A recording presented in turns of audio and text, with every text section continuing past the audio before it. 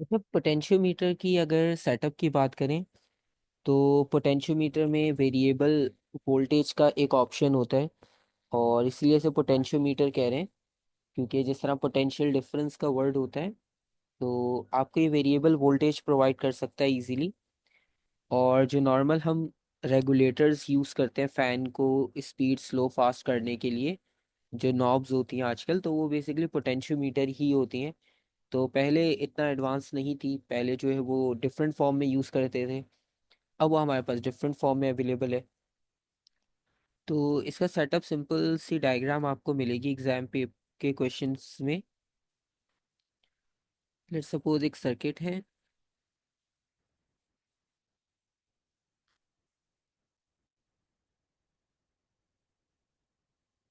तो यहाँ पर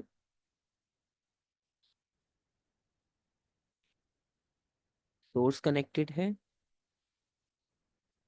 यहाँ पर रेजिस्टर है,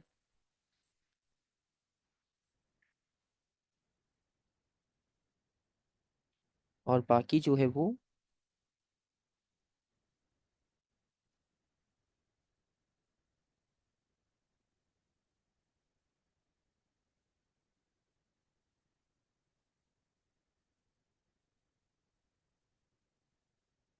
अब ये दो टर्मिनल्स आ गए, और इन दोनों टर्मिनल्स के बीच में कोई भी कनेक्शन पॉसिबल हो सकता है।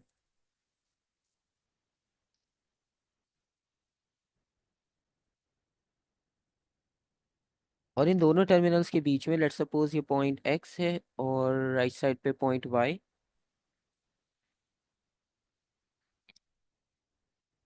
और इनकी लेंथ को मेजर करने के लिए आप सिंपल रूलर भी यूज़ कर सकते हो। तो यहाँ पर रूलर अगर 1 मीटर का कनेक्ट कर दें, पूरा कंप्लीट मीटर रूल, तो लैब में बेसिकली जो ये एक्सपेरिमेंट्स होते हैं, तो वो इसी तरह से होते हैं। उसमें कंप्लीट एक मीटर रूल कंप्लीटली उसके साथ फिक्स होता है, ताकि आपको रीडिंग मेजर करने में ईजी हो जाए लेंथ। तो वो मीटर रूल फिक्स होगा, तो बस आपने वहाँ से नोट करनी है आंसर, आपको जल्दी रीडिंग मिल जाएगी। वरना हर बार आपको मीटर रूल अलग से रखना होगा, फिर रीडिंग नोट करनी होगी। तो इसलिए मीटर रूल वहाँ पर ऑलरेडी कनेक्टेड है।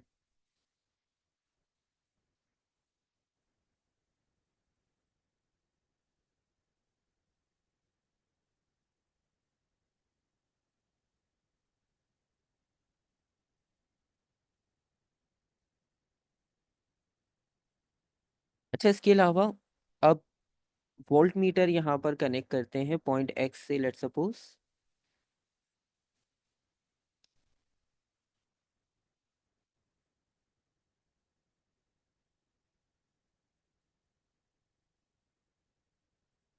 और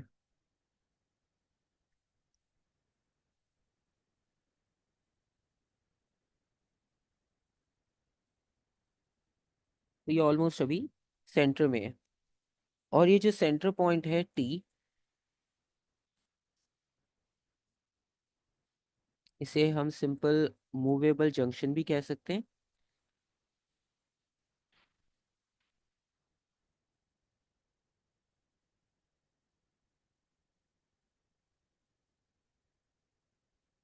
क्योंकि ये जो पॉइंट टी है, तो पॉइंट टी से आपको ये ऑप्शन मिलेगा कि आप इस पॉइंट टी को एक्स और वाई के बीच में कहीं पर भी मूव कर सकते हो।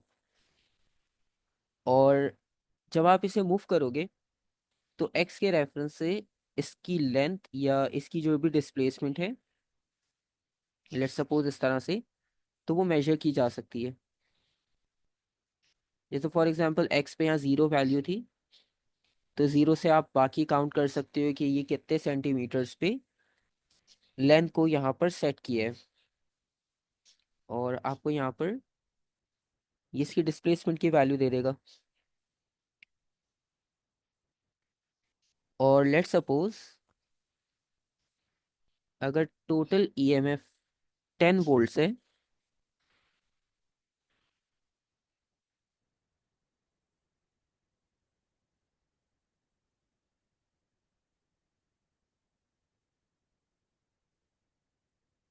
तो 10 वोल्ट्स का मतलब ये हुआ कि अगर आपके पास पोजीशंस चेंज होती हैं इस डायग्राम में,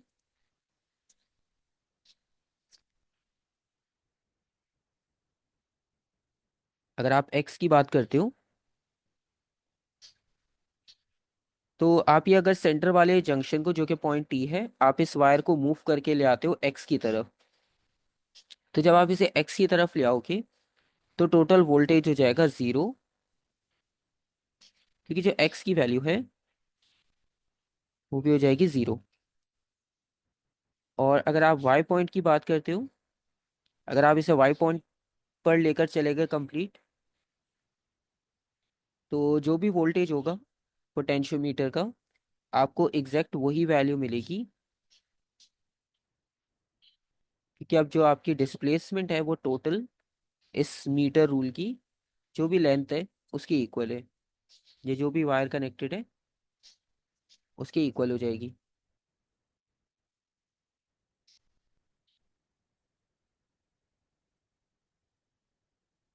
तो सिंपल सी बात ये हुई कि अगर हम इसे एक्स से वाई की तरफ मूव करते हैं तो वोल्ट मीटर की रीडिंग इंक्रीज होना शुरू हो जाएगी।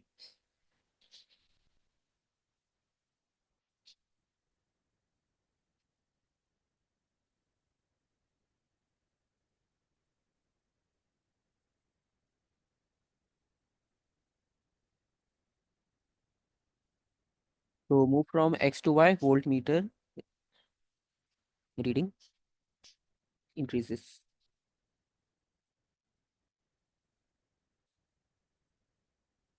और इसकी लॉजिक ये यूज करेंगे हम कि जैसे जैसे लेंथ इंक्रीज हो रही है तो रेजिस्टेंस भी इंक्रीज होगी। So R is directly proportional to L, और V is directly proportional to are.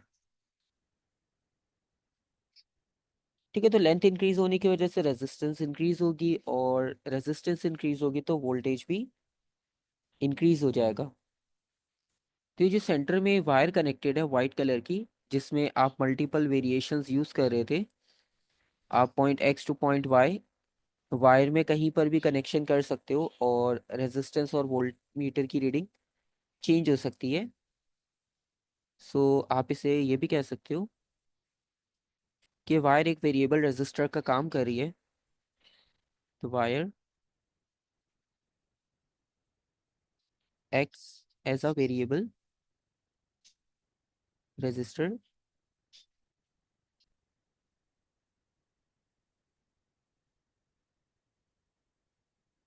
और बाकी जो है वैल्यूज आपको एक्स से वाई तक लेंथ के अकॉर्डिंगली जो भी पोटेंशियल डिफरेंस की वैल्यू बनेगी उस लेंथ के अकॉर्डिंग, रेजिस्टेंस के अकॉर्डिंग, वो आपको आउटपुट में मिल जाएगी। तो हम एक्स के जितना क्लोज होंगे वोल्टेज उतना लो होगा, जितना आप एक्स से दूर की डायरेक्शन में मूव करोगे उतना वोल्टेज आपको मैक्सिमम मिलेगा।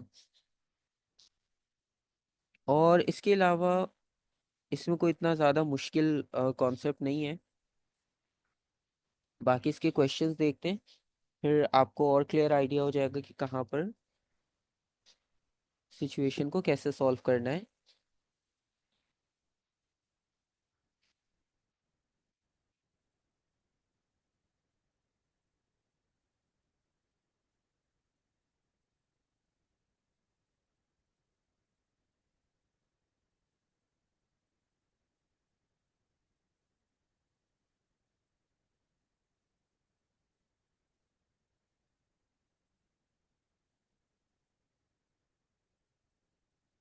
अच्छा, हमने कुछ क्वेश्चंस किए भी थे लास्ट टाइम, और उसके बाद जो क्वेश्चंस हैं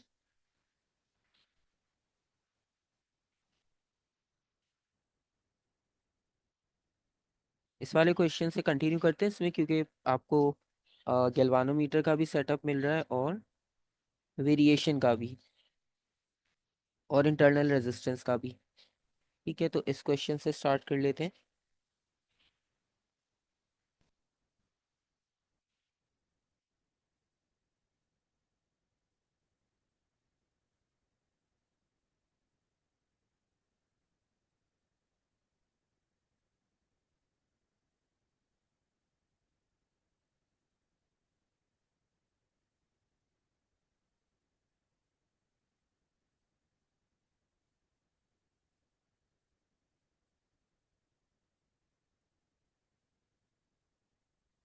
अच्छा, क्वेश्चन है, a resistance wire of uniform cross sectional area. ये क्रॉस सेक्शनल एरिया गिवन है और उसके अलावा लेंथ गिवन है 2 metres and is made up of metal of resistivity. Show that the resistance of the wire is 3 ohms। तो first part में resistance show करनी है जिसमें क्रॉस सेक्शनल एरिया गिवन है, लेंथ गिवन है, रेजिस्टिविटी गिवन है और रेजिस्टेंस प्रूफ करनी है। तो बहुत सिंपल सा है, R is equals to rho L over A का फॉर्मूला यूज करेंगे।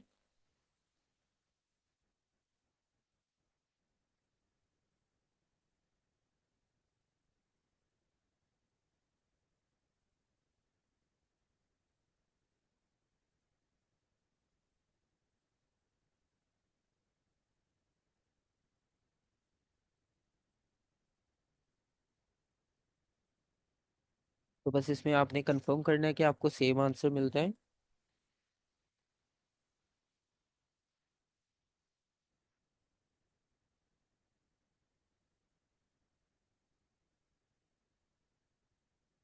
3.03, तो राउंड ऑफ आपको सेम आंसर मिल रहा है।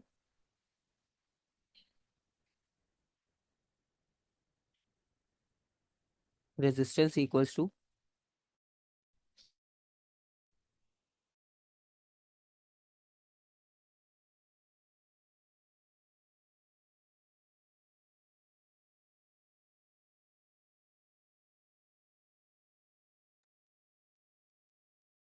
अच्छा इसके अलावा बी पार्ट है, the ends of the resistance wire in a are connected to the terminals X and Y in the circuit.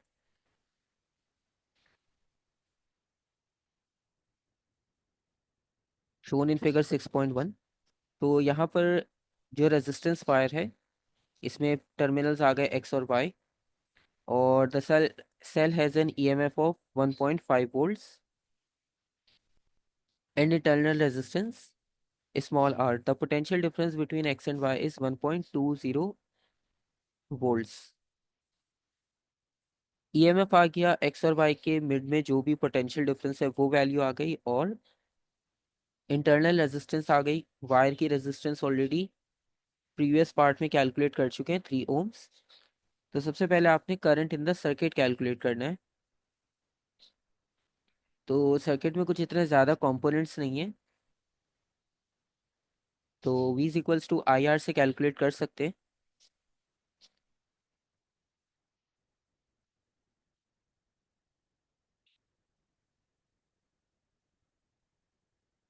Voltage given है 1.2, रेजिस्टेंस 3 ohms। 1.2 divided by 3, 0.4।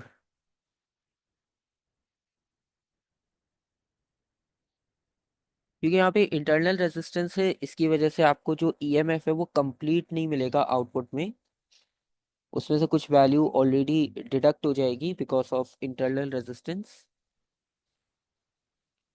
और उसके बाद है फिर इंटरनल रेजिस्टेंस आपने कैलकुलेट करनी है कि वो कितनी है। अच्छा, इंटरनल रेजिस्टेंस के लिए आपको पता है V equals to I R अगर हम यूज़ करते हैं तो V is equals to I R में से जो रेजिस्टेंस है, इंटरनल रेजिस्टेंस, तो जो वोल्टेज होगा इनका अब वो 1.5 माइनस 1.2, तो 0.3 वोल्ट्स जो है वो इंटरनल रेजिस्टेंस ने यूटिलाइज कर लिया और बाकी उसने सर्किट में प्रोवाइड कर दिए। इसके अलावा करंट हम कैलकुलेट कर चुके हैं और अगर आप पूरे सर्किट को देखो तो ये सिंपल एक सीरीज कॉम्बिनेशन बन रहा है, मतलब एक वायर और उसके बाद इंटरनल रेजिस्टेंस, तो सब सीरीज कॉम्बिनेशन में, तो करंट की वैल्यू सेम रहेगी। तो आप V equals to I R use करोगे लेकिन R की जगह पे इंटरनल रेजिस्टेंस यूज करेंगे, तो जो वोल्टेज की वैल्यू है वो आपको इसमें से सब्ट्रैक्ट होकर मिलेगी, करंट की वैल्यू सेम।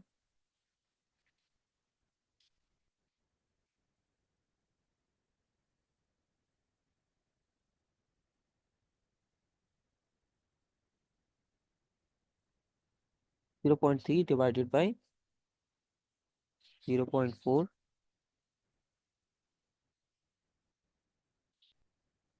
0.75 internal resistance. तो यहाँ तक बेसिक कॉम्बिनेशन से रिलेटेड क्वेश्चन है, इसमें कोई ज़्यादा डिफिकल्टी नहीं थी। नेक्स्ट पार्ट देखते हैं। सी पार्ट में, a galvanometer and a cell of EMF with negligible internal resistance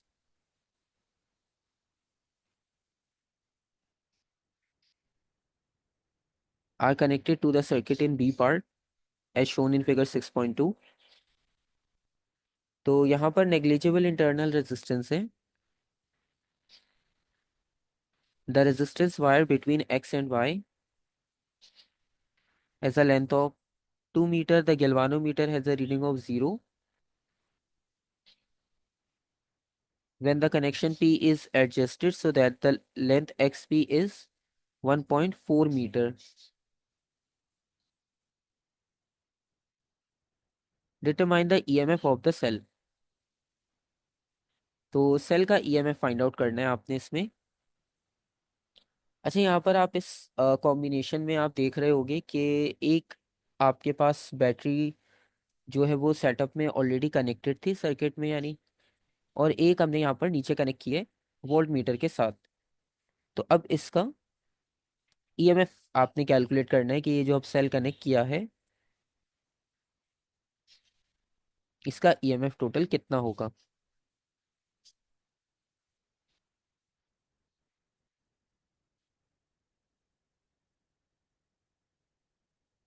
अच्छा, अब यहाँ पर उन्होंने एक बात और लिखी है, the galvanometer has a reading of 0 when the connection P is adjusted so that length XP is 1.4। तो लेंथ XP जो है वो 1.4 होगी, तो उसका गैल्वानोमीटर जो है वो आपको 0 रीडिंग शो करेगा। और टोटल लेंथ जो है वो XY की 2 मीटर्स है।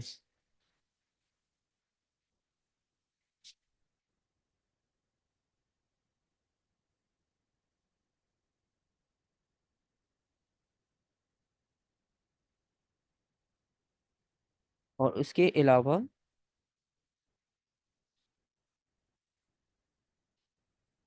जो वोल्टेज आपको टॉप से मिल रहा था, मतलब मेन सोर्स से,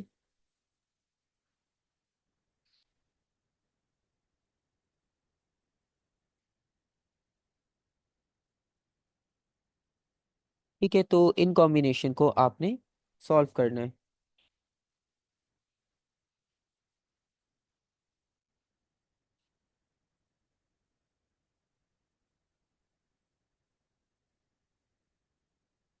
तो इसमें आप वर्किंग किस तरह से करोगे, क्योंकि यहाँ पर आपके पास डबल सेटअप है।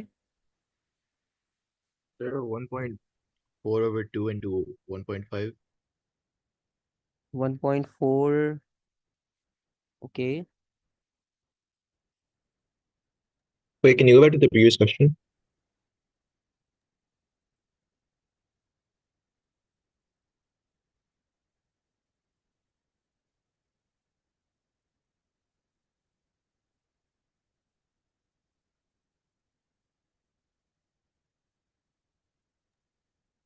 Wait 1 second. What's the paper code for this question?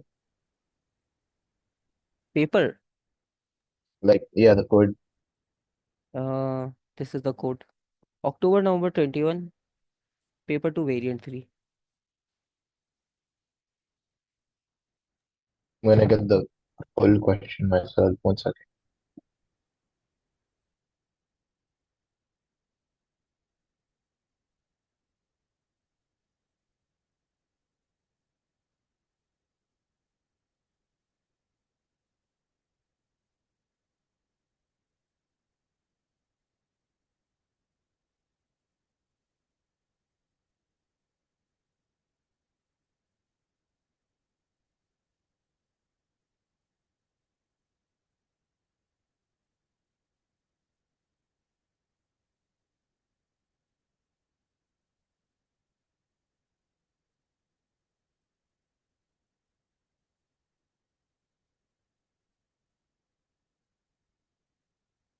अच्छा, यहाँ पर ठीक है, मिल गया आपको क्वेश्चन। Yes, sir. ओके। अच्छा, उन्होंने यहाँ पर एक इन्फॉर्मेशन ये दी है बस आपको, the galvanometer has a reading of 0 when the connection P is adjusted so that the length X P is 1.4 metre. तो बेसिकली ये आपके पास नल पॉइंट है, क्योंकि आपके पास रीडिंग 0 आ रही है।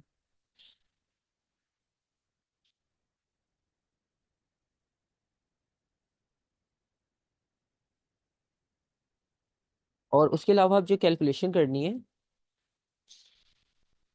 वो इस तरह से होगी कि एक ईएमएफ जो अब आप फाइंड आउट कर रहे हो ये अननोन है, और एक ईएमएफ जो आपको मिल रहा है पहले वाले सोर्स से वो 1.2 है। 1.4 की जो लेंथ है उस पर नल पॉइंट आ रहा है बेसिकली, क्योंकि अभी हमने इसे 1.4 पर सेट किया हुआ है। टोटल लेंथ जो है वो 2 है। तो बेसिकली यहाँ पर आपने रिलेशन बस इस तरह से यूज करना होता है जब इस टाइप का आपको क्वेश्चन मिले।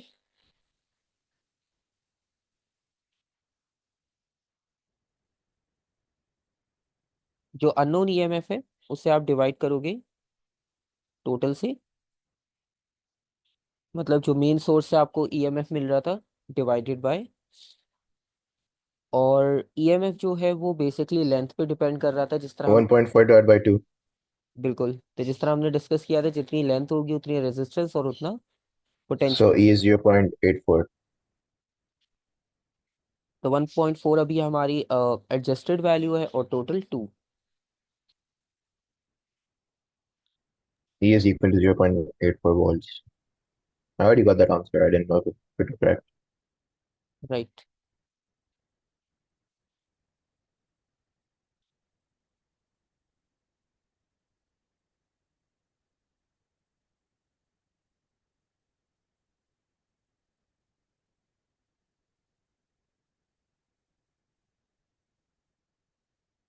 सर इसके अलावा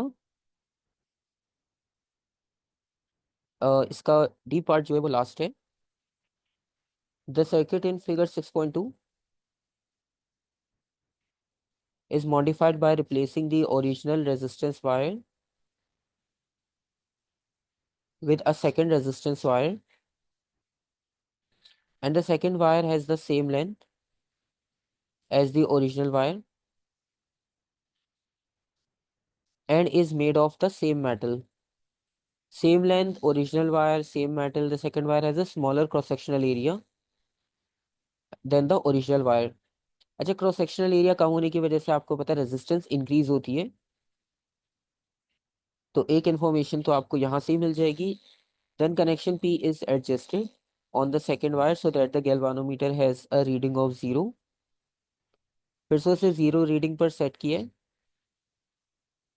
अब वो पूछ रहे हैं कि जो लेंथ एक्स पी थी फॉर द सेकेंड वायर, जैसे पहले 1.4 थी, is shorter than, longer than और same length as X P for the original wire when galvanometer reading is 0।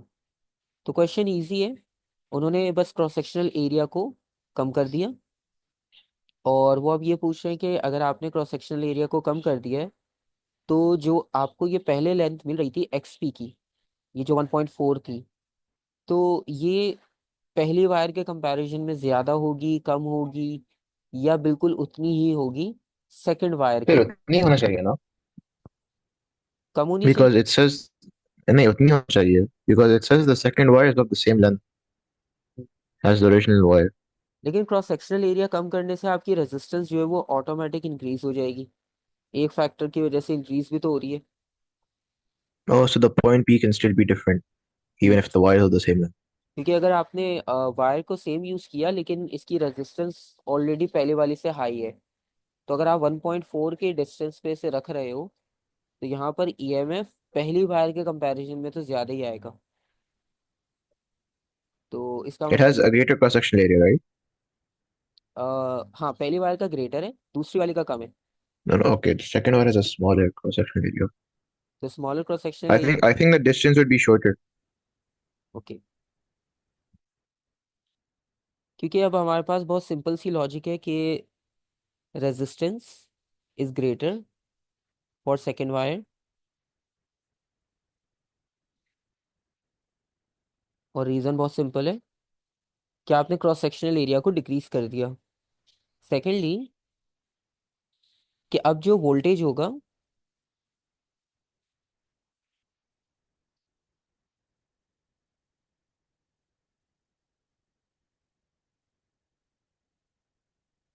Potential difference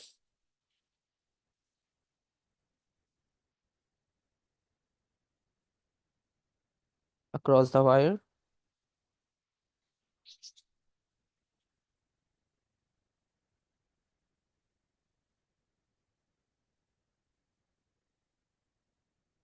और जो एक्सपी की लेंथ है उसे आपको शॉर्ट करना पड़ेगा, ताकि आपको सेम वही जीरो वैल्यू मिल सके, मतलब गैल्वानोमीटर जीरो पे एडजस्ट हो सके।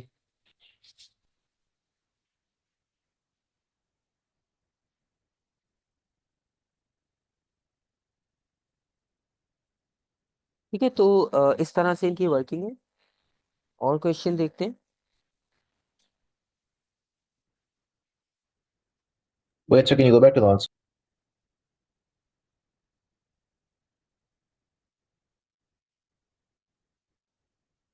Okay, sir.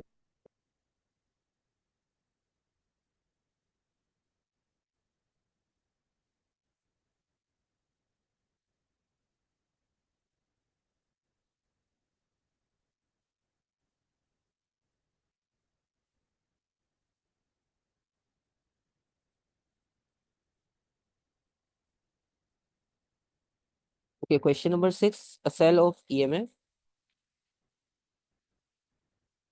0.48 volt is connected to a metal wire X as shown in figure 6.1.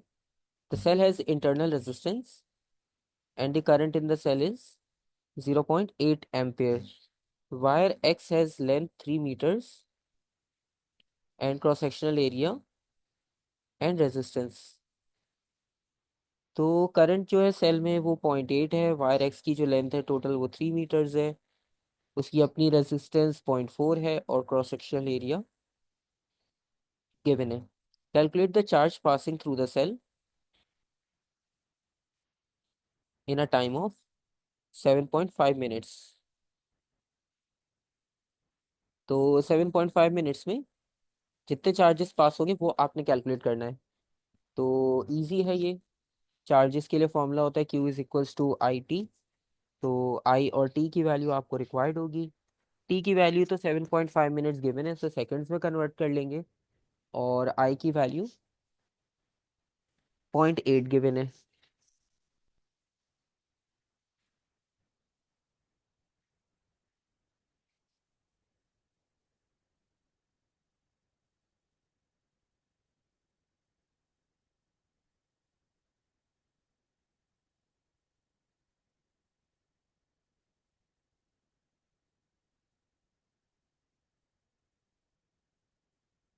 एक बार 60 से मल्टीप्लाई कर लेंगे तो इस सेकंड में कन्वर्ट हो जाएगा।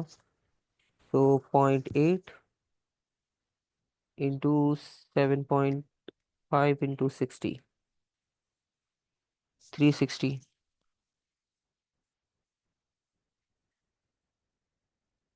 तो इलेक्ट्रिसिटी में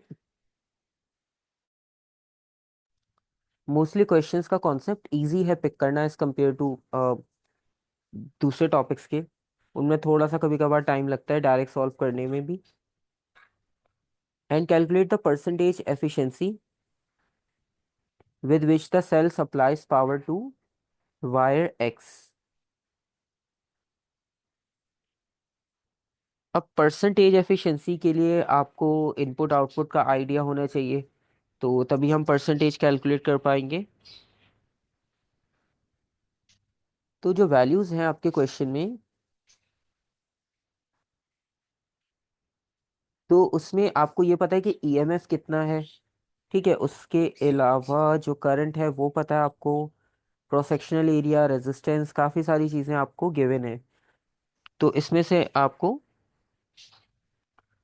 पावर या एनर्जी जो भी हम कैलकुलेट करेंगे, ताकि आप आउटपुट और इनपुट को कंपेयर किया जा सके, और आउटपुट इनपुट कंपेयर करेंगे तभी आपको एफिशिएंसी का फाइनल रिजल्ट मिलेगा।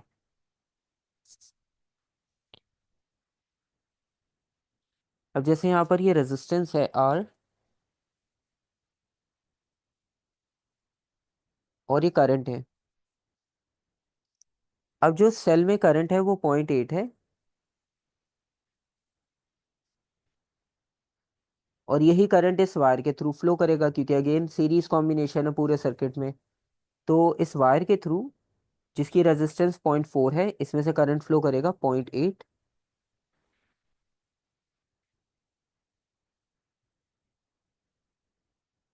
एम्पेयर। तो करंट और रेजिस्टेंस यानी P is equals to I square R अगर फॉर्मूला लगाते हैं, तो उससे आपको पावर की वैल्यू मिल जाएगी कि कितनी है। ठीक है, और फिर आप उसे कंपेयर कर सकते हो।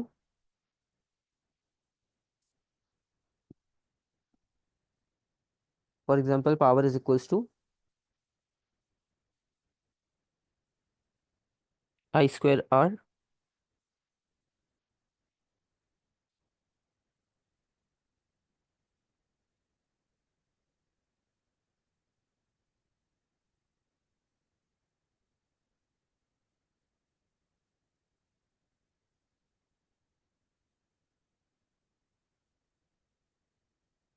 0.256।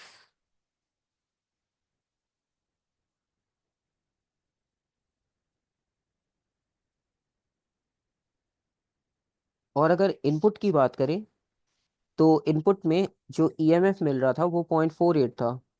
ये वायर के लिए जो हमने कैलकुलेट किया, ये तो आउटपुट हो गया, क्योंकि फाइनल आपके पास सिर्फ वायर है इसमें, तो वो आपको आउटपुट की वैल्यू दे रही है। और इनपुट में अगर देखें तो इनपुट में ईएमएफ गिवन था 0.48, और ईएमएफ के साथ आप इलेक्ट्रिक करंट की वैल्यू को यूज़ करोगे, क्योंकि करंट उसके लिए भी सेम ही था। तो एक पावर आप कैलकुलेट कर सकते हो,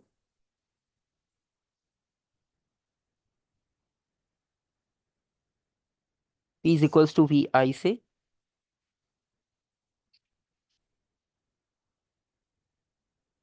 और इसका जो रिजल्ट होगा,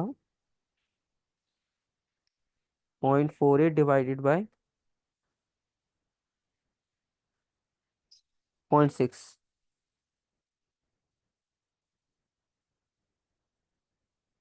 तो अब आप ये देखो क्लियरली कि ये इनपुट वैल्यू थी, ये आउटपुट। और अब आप इसकी एफिशिएंसी कैलकुलेट कर सकते हो, आउटपुट डिवाइडेड बाय इनपुट,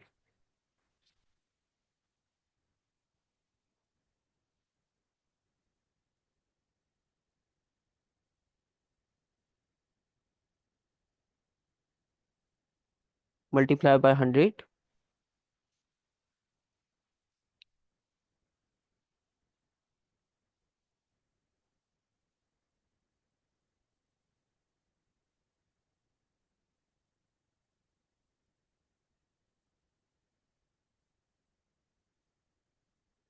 तो 0.256 डिवाइडेड बाय 0.6 मल्टीप्लाई बाय 100।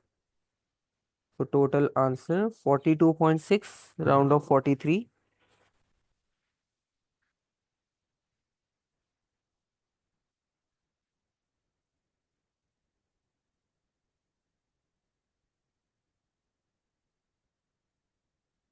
अच्छा, ये 0.6 जो मैंने वैल्यू लिखी है कैलकुलेशन, इसकी आप चेक कर लेना, 0.384 के इक्वल आ रहा है। बाय मिस्टेक 0.6 लिखा है मैंने। 0.384. यस।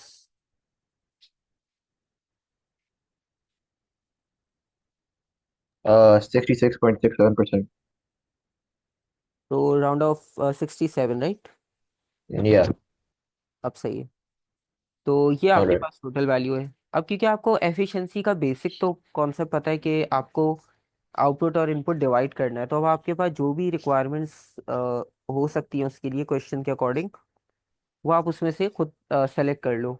तो इसमें क्योंकि लिमिटेड वैल्यूज ही थी, तो वायर के लिए जो भी थी वैल्यूज उसे हमने आउटपुट कंसिडर कर लिया, और जो बैटरी थी उसको ईएमएफ इनपुट कंसिडर कर लिया।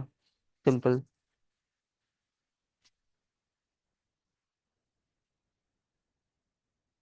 उसके अलावा there are 3.2 exponent 22 free electrons contained in volume of wire X number density calculate करनी है आपने इन इलेक्ट्रॉन्स की। अच्छा, टोटल इलेक्ट्रॉन्स की क्वांटिटी 3.2 इंटू 10⁻22 गिवन है। उसके अलावा अब नंबर डेंसिटी आपको याद होगा, जैसे डेंसिटी का फॉर्मूला होता है मास अपॉन वॉल्यूम। ठीक है, तो इसमें आपके पास चार्ज अपॉन वॉल्यूम होना चाहिए। और वॉल्यूम तो क्योंकि डायरेक्टली गिवन है नहीं, लेकिन आपको क्रॉस सेक्शनल एरिया गिवन है और लेंथ गिवन है। तो इन दोनों को कंबाइन कर देंगे तो ये वॉल्यूम बन जाएगा। ठीक है, सिंपल सी नंबर डेंसिटी की डेफिनेशन हो जाएगी। तो यहाँ पर आप ये लिख सकते हो, इतने इलेक्ट्रॉन्स हैं और ये वॉल्यूम जो कवर कर रहे हैं बेसिकली, वो हम इन दोनों से मल्टीप्लाई करके फाइंड आउट कर रहे हैं। 3 ×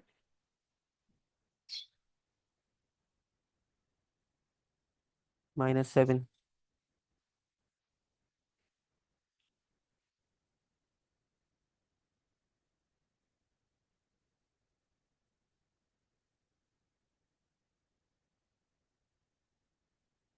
8.2 10⁻28।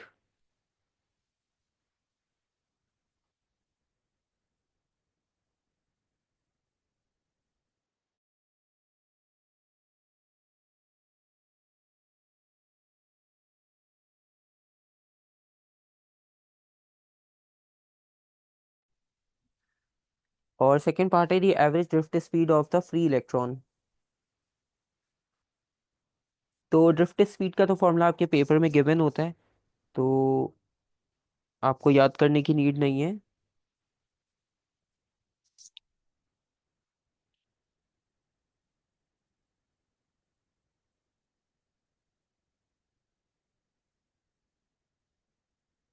तो इलेक्ट्रिक करंट 0.8 था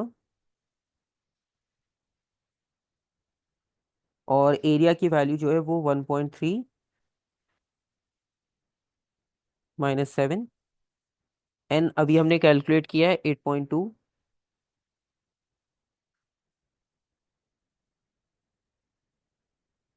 और यहाँ पे इलेक्ट्रॉन का चार्ज आ जाएगा।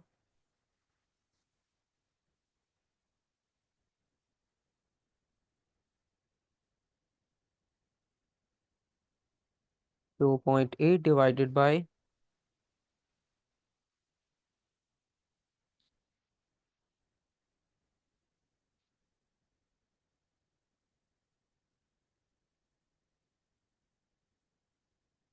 4.69 10⁻⁻4।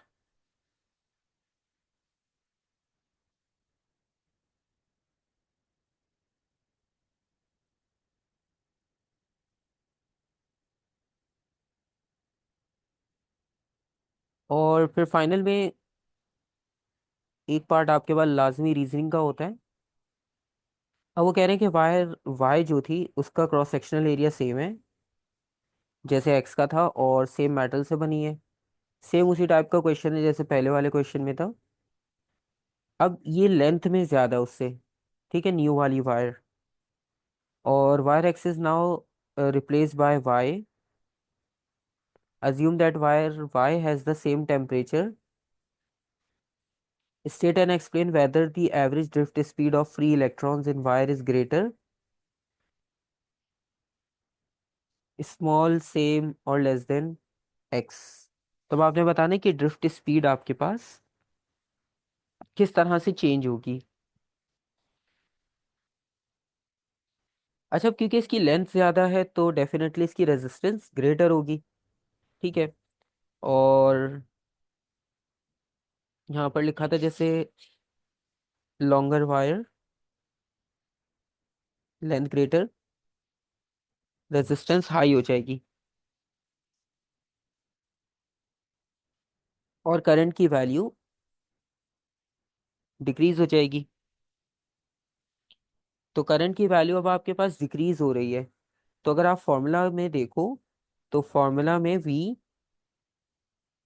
डायरेक्टली है I के। ठीक है, तो करंट की वैल्यू डिक्रीज होगी तो वोल्टेज भी ओ सॉरी, स्पीड भी डिक्रीज हो जाएगी,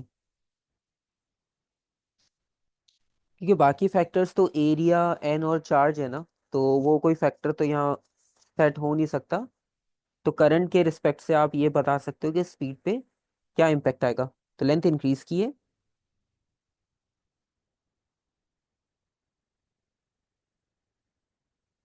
उसकी वजह से रेजिस्टेंस इंक्रीज होगी, करंट डिक्रीज हो जाएगा, और इस रिलेशन के according average drift speed also decreases. ठीक है, तो ये क्वेश्चन भी आपके पास यहाँ पर कंप्लीट हो जाएगा।